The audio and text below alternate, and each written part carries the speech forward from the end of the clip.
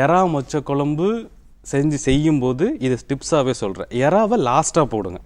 அந்த எறாவை க்ளீன் பண்ணிவிட்டு வாங்கிட்டு வந்தோடனே அந்த சென்டரில் கருப்பு இருக்கும்ல, அதெல்லாம் எடுத்துட்டு அது கூட கொஞ்சமாக மஞ்சள் தூள் கல் உப்பு போட்டு நல்லா மிக்ஸ் பண்ணிவிட்டு ஒரு வாட்டி கழுவிட்டு திரும்ப அதை அப்படியே வடிகட்டி அப்படியே வச்சுருங்க. அதுலேயே உப்பெல்லாம் இருக்கும்.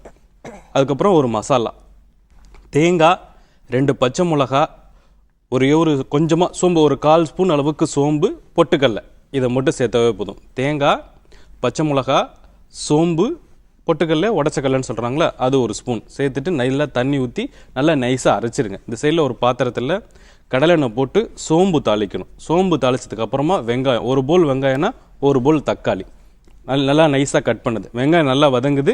அதுக்கப்புறமா இஞ்சி பூண்டு விழுது. அதுக்கப்புறமா தக்காளி.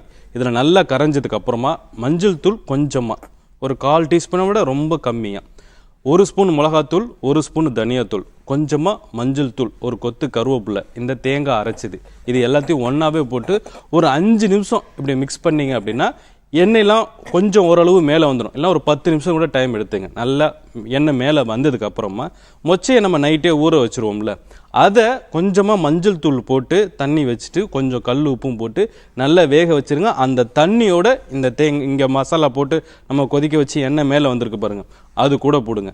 இது எல்லாம் ரெண்டுமே மிக்ஸ் ஆனதுக்கப்புறம் இறக்க போகிறீங்க பாருங்கள், அந்த டயத்தில் எறாவை போட்டு ஒரு 10 நிமிஷம் ஸ்லோ ஃபயரில் குக் பண்ணாவே போதும், சமைச்சாவே போதும்.